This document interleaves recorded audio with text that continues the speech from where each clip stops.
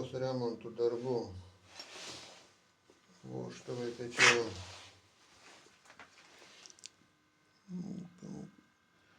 jos ten pritrinėti net neapsimoka šlifuoti, nes labai išlys į kitą pusę, susės ta prasme.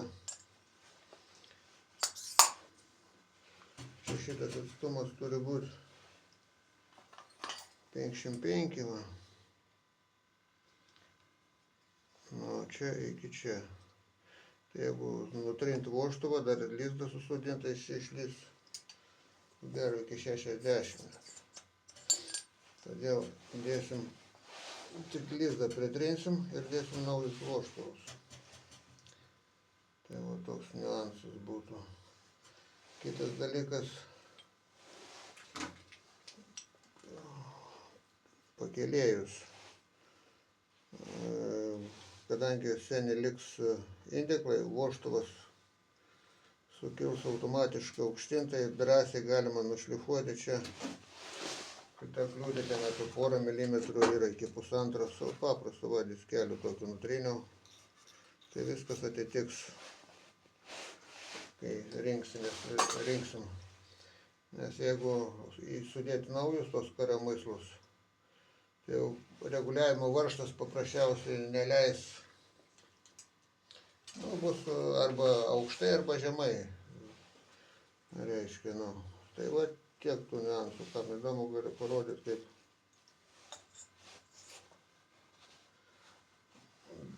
paruošiami lizdai.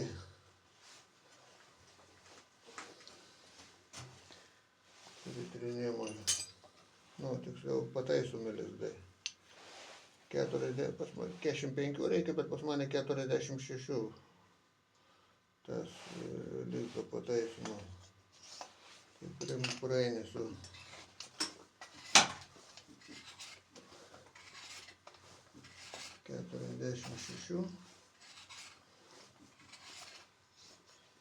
persistėt nereikia, geriau pažiūrėti kelis kartus.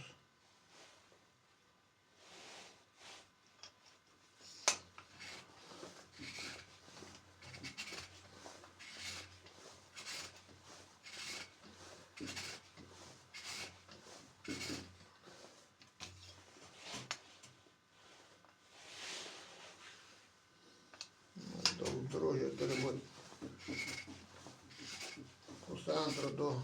pusantro milimetro maždaug.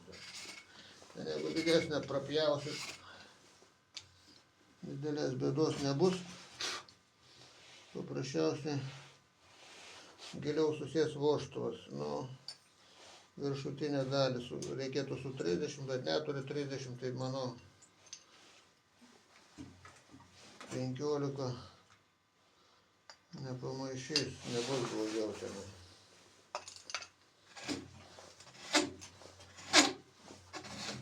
Ir tą liniją galima reguliuoti, va, kur paduoti vožtuvo, ta prasme, vidurį ar į kraštą. Iš viršaus daugiau nuimsit. Reiškia, žemiau sės, iš apačios daugiau nuimsit, į viršų daugiau pakils. Nežinau, čia aišku nesimatys.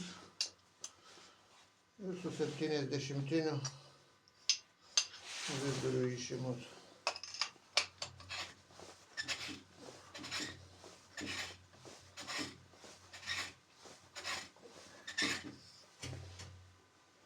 Taip,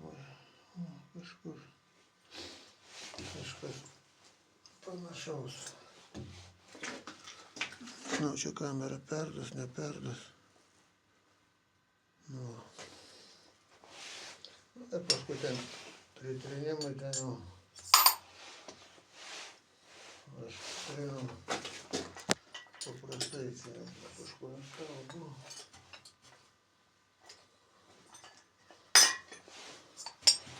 Šlangutę užsidedi galą. Greitai prisitrina čia, ilgai neturint vožtuvų, kažkur 5 minutės užtenka.